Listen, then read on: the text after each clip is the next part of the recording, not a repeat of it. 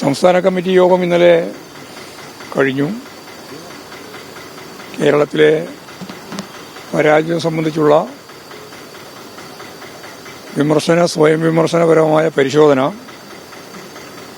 കഴിഞ്ഞ 3 ദിവസങ്ങളിലായി സെക്രട്ടേറിയറ്റും അതുപോലെ സംസ്ഥാന കമ്മിറ്റിയും വിശദമായിട്ട് പരിശോധിച്ചിട്ടുണ്ട്.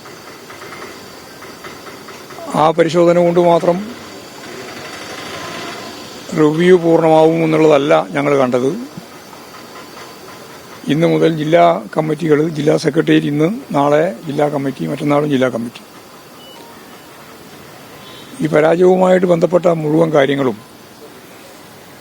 തുറന്ന ചർച്ച പാർട്ടിക്കകത്ത് നടത്തി കൃത്യമായ കാഴ്ചപ്പാടിലേക്ക് എത്തണം എന്നാണ് ഞങ്ങൾ കണ്ടത്. വലിയ പരാജയമാണ് കേരളത്തിൽ ഇടതുപക്ഷ ജനാധിപത്യ മുന്നണിക്ക് ഉണ്ടായിട്ടുള്ളത്. അതിന് നിരവധി കാരണങ്ങളുണ്ട്. ആ കാരണങ്ങളെല്ലാം പരിശോധിച്ച് ആവശ്യമായ തിരുത്തൽ നടപടികളിലേക്ക് പാർട്ടി ഒന്നടങ്കം ഒറ്റക്കെട്ടായി മുന്നോട്ടേക്ക് പോകും. കേരളത്തിലെ ഇടതുപക്ഷ സ്വാധീനം ചില മാധ്യമങ്ങൾ പറയുന്നത് പോലെ അതിന്റെ അവസാനത്തിലേക്ക് എത്തിയിരിക്കുന്നു എന്ന് പറയുന്നതിനോടൊന്നും ഞങ്ങൾ യോജിപ്പില്ല. നല്ല നിലയിൽ സംഘടനാ പരിശോധനയും തിരുത്തലും ആവശ്യമുള്ള പാർട്ടി ഇടപെടലും നടത്തി വർഗ ഭോജന പ്രസ്ഥാനങ്ങളുമെല്ലാം സജീവപ്പെടുത്തി വലിയ രീതിയിൽ ഇടതുപക്ഷ ജനാധിപത്യ മുന്നണിക്ക് തിരിച്ചു വരാൻ കഴിയും എന്ന് തന്നെയാണ് പാർട്ടി പ്രതീക്ഷിക്കുന്നത്.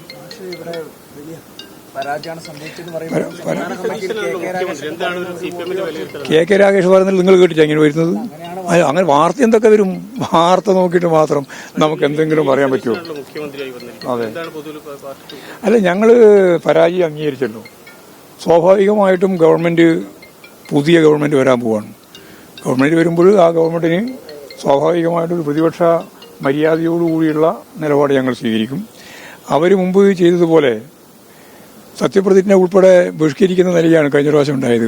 എന്ന് പറഞ്ഞാൽ ഭരണത്തെയും ഭരണ സംവിധാനത്തെയും വികസനത്തെയും ഒന്നും അംഗീകരിക്കില്ല എന്നുള്ള നിലപാട് അവർ സ്വീകരിച്ചിരുന്നത്.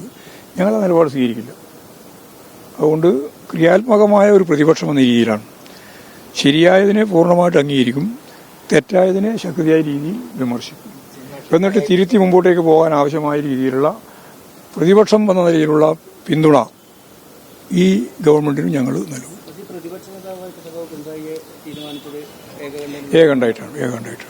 പാർട്ടി സംസ്ഥാന സെക്രട്ടേറിയറ്റ് ഏകണ്ഠമായി, പാർട്ടി സംസ്ഥാന കമ്മിറ്റിയും ഏകണ്ഠമായിട്ട്. അത് മുഖ്യമന്ത്രിയെ തിരഞ്ഞെടുത്ത് എന്നുള്ള വിവരം കിട്ടിയ ഉടനെ തന്നെ പാർട്ടി സംസ്ഥാന സെക്രട്ടേറിയറ്റ് ചേർന്നു. അതുപോലെ തന്നെ അതിനിടയിൽ PB യോഗം ചേർന്നു. തുടർന്ന് സംസ്ഥാന കമ്മിറ്റി യോഗം ചേർന്നു.